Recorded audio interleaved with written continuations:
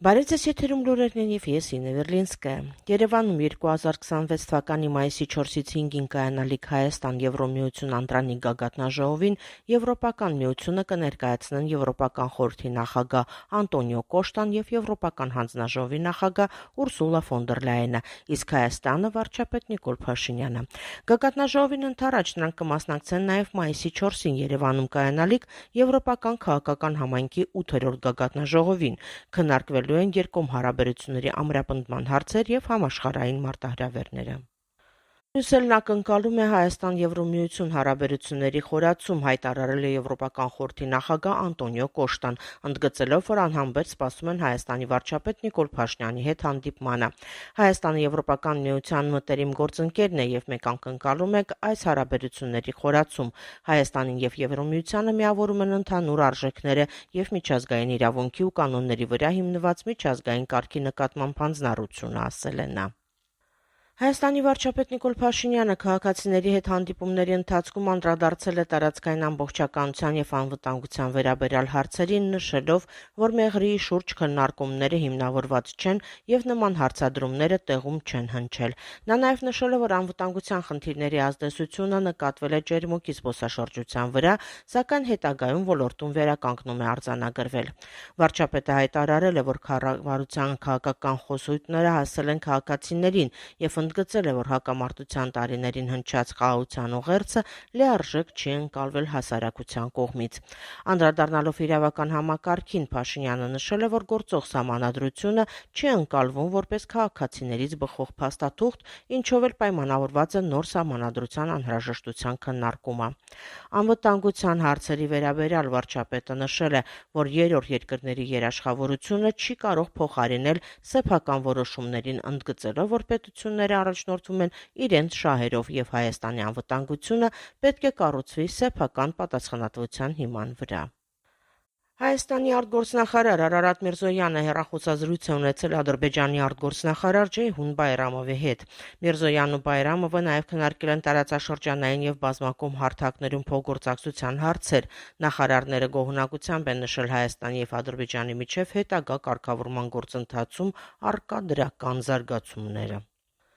Ադրբեջանը դադարեցրել է Մարդու իրավունքների Եվրոպական դատարանի որոշումների կատարման հարցում համագործակցությունը, ինչի մասին նշվում է Եվրոպայի խորհրդի նախարարների կոմիտեի 2025 թվականի տարեկան զեկույցում։ Ըստ փաստաթղթի վերջին տվյալները Բաքուն ներկայացրել է 2025 թվականի մարտի 18-ին, որից հետո համագործակցությունը դադարեցվել է։ Զեկույցում ընդգծվում է, որ նման իրավիճակը խոչընդոտում է վերահսկողության գործընթացը։ Ազգային ժողովի պատիվ ունեմ խմբակցությունը պատրաստ է աջակցել 44-օրյա պատերազմի հանգամանքներն ուսումնասիրող քննիչ հանձնաժողովի զեկույցի հրապարակման պահանջին, այն համարելով հիմնավոր։ Խմբակցության քարտուղար Տիգրան Աբրամյանի խոսքով զեկույցը պատրաստ է, սակայն ստացել է արխիվացված կարգավիճակ եւ դրա շուրջ առկա են տարաձայնություններ։ Միաժամանակ Ազգային ժողովի քաղաքացիական պայմանագիր խմբակցության քարտուղար Արթուր Հովհաննիսյանը հայտարարել է, որ զեկույցի հրապարակման հարցը ունի բացառապես իրավական բնույթ եւ չի կարող լուծել քաղաքական հայեցողությամբ։ Վրաստանից Հայաստան եկող գազատարի 5.5 կիլոմետրանոց հատվածը կտեղափոխվի Հայաստանի խնդրանքով։ Դիմումն արդեն ներկայացվել է Վրաստանի բնական պաշարների նախարարության շրջակա միջավայրի վերահսկողության վարչություն։ Հայաստանի դիմումը պայմանավորված է նրանով, որ գազատարի հայկական հատվածը գտնվում է վրաց-հայ-ադրբեջանական եռակողմ սահմանային գոտում եւ ականապատվել է 1990-ականներին։ Խողովակաշարը կտեղափոխվի մի քանի կիլոմետր եւ կմիանա հայկական կողմից կառուցված նոր հատվածին։ Ադրբեջանի տարածքով Հայաստան ապրանքների տարանցման արգելքի վերացումը կնպաստի ԵԱՏՄ անդամ պետությունների միջև փոխադարձ առևտրի աճին, ասել է Հայաստանի փոխվարչապետ Մահեր Գրիգորյանը Եվրասիական միջկառավարական խորհրդի նիստում։ Նա նշել է, որ Հարավային Կովկասում տրանսպորտային լոգիստիկ ենթակառուցվածքների դիվերսիֆիկացումը դարձել է կարևոր խթան արտաքին առևտրի զարգացման համար։ Ֆրանսիայի նախագահ Էմանուել Մակրոնի հրամանագրով Հայաստանի պաշտպանության նախարար Սուրեն Պապիկյանին շնորհվել է Ֆրանսիայի Հանրապետության պատվո լեգիոն շքանշանը։ Այն Պապիկյանին է հանձնել Ֆրանսիայի վարչապետ Սեբաստիան Լեկորնյուն։ Բարձր գնահատելով Սուրեն Պապիկյանի մեծ դերդրումը Հայաստան-Ֆրանսիա հարաբերությունների զարգացման գործում։ Իրանում առաջին հայն է զոհվել այդ երկրի դեմ ԱՄՆ եւ Իսրայելի հրթիռակոծության հետևանքով, այդ մասին հայտնել է Իրանում գործող Ալիկ օրաթերթի գլխավոր խմբագիր Արամ Շահնազարյանը։ Ուժեղ Հայաստան կուսակցության խորհրդի անդամ Նարեկ Կարապետյանը հայտարարել է, որ նախատեսել են ձևավորել դաշինք բոլոր այն նոր ուժերի հետ, որոնք ցանկություն ունեն միավորվելու եւ փոխելու Հայաստանի ընթացքը։ Նախատեսվող դաշինքը կրելու է Ուժեղ Հայաստան Սամվել Կարապետյանի հետ անվանումը։ Գործարար բարերար եւ Ուժեղ Հայաստան կուսակցության առաջնորդ Սամվել Կարապետյանն էլ հայտարարել է, որ վարչապետ դառնալու դեպքում գալիք սեպտեմբերը եւ դրան հաջորդող յուրաքանչյուր ամիս խաղաղ է լինելու։ Նա հորդորել է թույլ չտալ, որ մարդիկ, որոնք ապացուցել են, որ ի վիճակի չեն պաշտպանել Հայաստանը, կրկին սպառնան պատերազմով։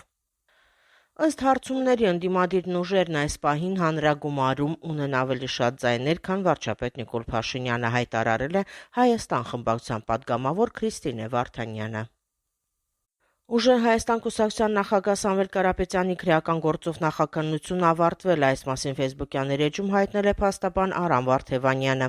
Ուժեղ Հայաստան կուսակցության նախագահ Սամվել Կարապետյանը 282 օր ապօրինի կալանավորված է մեր մայր աթոռը պաշտպանող խոսքի համար։ Իրավունքից եւ օրենքից դուրս այս քրեական գործով նախաքննությունն ավարտվեց։ Այն բաղկացած է 135 հատորից։ Այդ հատորներին ծանոթանալու համար մեզ տրվել է շուրջ 15 ժամ։ Իդեպ այդ գործողությամբ քննչականը եւս ընդունեց, որ այս գործը Սամվել Կարապետյանին չի վերաբերվում, ասվում է գրառման մեջ։ Դավաճանության հոդվածով արդարացված արտաքին գործերի նախարարության աշխատակից Աշխեն Ալեքսանյանի արարքին տրված իրավական գնահատականը փոփոխվել է եւ կայացվել է մեղադրական վերդիկտ։ Հիշեցնենք, որ ԱԳՆ աշխատակից Աշխեն Ալեքսանյանին մեղադրվում էր պետական դավաճանության եւ լրտեսության մեջ։